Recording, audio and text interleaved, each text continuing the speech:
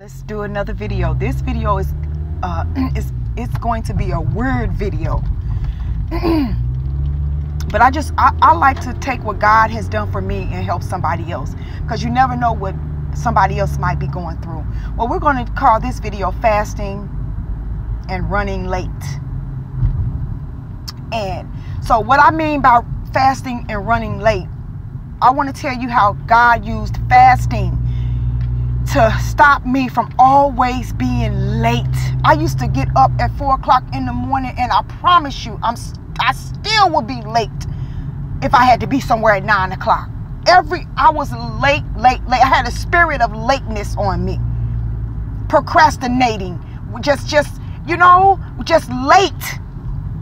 So, and let me tell you what being late does. Being late causes stress, anxiety. It causes you to have a horrible morning.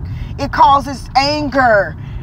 It just causes so many different things. People think that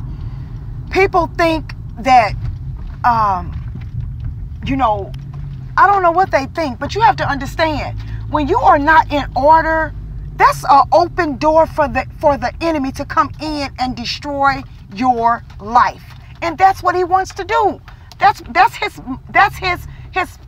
focus. That's his job. That's his position. Just like you have a position at your job, that's the enemy's position, is to ruin your life, especially if you're not going to live for him. He want to use you for his name's sake until you're all used up. Then he's going to throw you away. That's just what he does. So running late, it's like a entryway to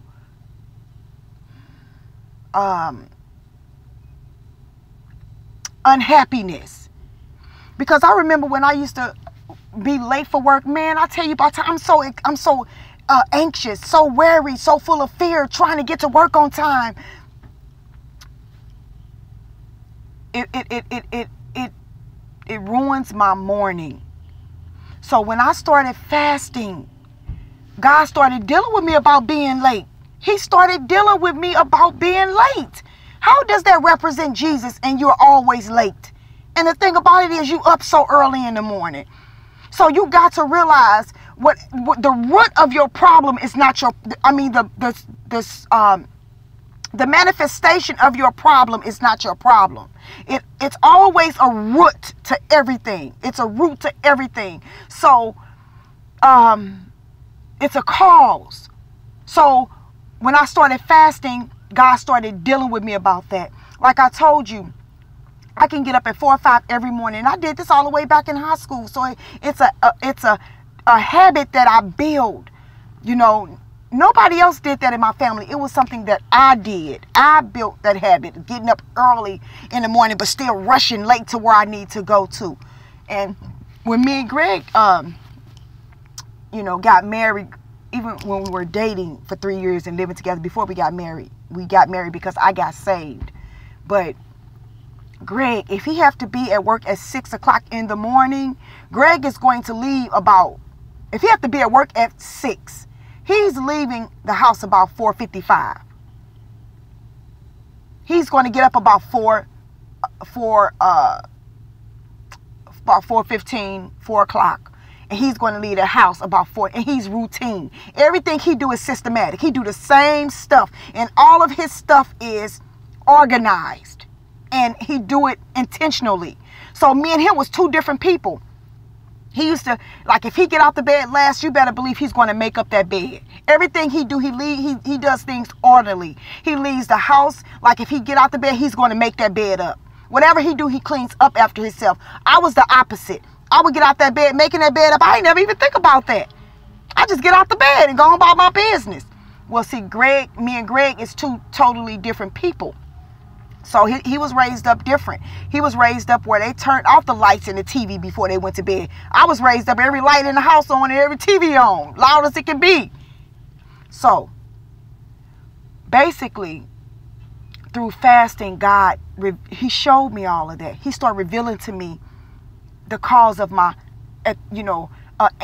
anxiety, my fear. So he told me, stop running late. Stop.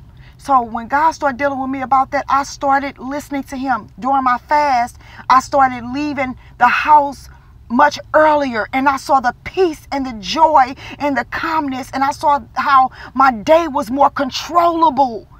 How my day was more controllable because I was following the pattern of God. So I thank God for allowing me to, you know, even though you think things that people do don't affect you, they do, whether good or whether bad. So I watched Greg, and I watched how he made up the bed after he got finished. You know, I cooked for Greg every day. I made sure he had lunch. I made sure he had dinner. I made sure he had, like, things that I didn't have to, as far as, like, if he sleep and I knew he needed gas, I'll go take his car and go fill it up with gas. So when he wake up, he get in the car, he don't even know it. He just get in the car, my wife filled my gas tank up. You better believe as soon as he get to work or before he leave, he's going to come back and kiss me and say, baby, thank you. See, he said thank you. Well, we both got that good. We're very polite. You know, I call, you know, people thank you, ma'am, Mrs., thank you, Mrs. whoever, God bless you, Mrs., Mr., yes, sir, yes, ma'am. I'm just very polite like that. And he is too. And we're very grateful. Like anything he do for me, I'm grateful. Anything I did for him, I do for him, he's grateful. So I picked up a lot of Greg's ways. And to be honest, Greg picked up a lot of my ways. You know, my fussing and stuff. He, you know, just, you know, so I changed. As far as the fussing and stuff, I didn't want to do all of that anymore. But he, you know, when he fussed, he yelled at me and yelled, and I can't take that no more. But unfortunately, those are some of the ways that I used to be and can still be if I ain't fasting and praying. But long story short, God dealt with me about running late all the time. So if you running late all the time, start fasting. Do you a fast, and in that fast, start practicing being on time for work. Not on time, because my pastor, I remember them saying, if you on time, you late. So try to leave the house to give yourself enough time to be at work at least 15 or 20 minutes early.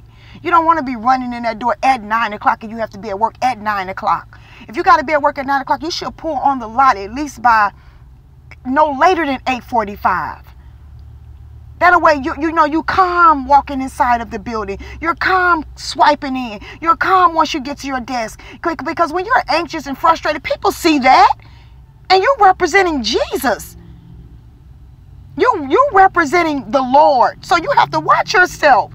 If you think people ain't watching us, think again. They're watching every move we make. As soon as you mess up, they're going to tell you. They're going to point that out to you. They're going to say, I thought you was a Christian. Let me say this, and I'm going to stop real quick.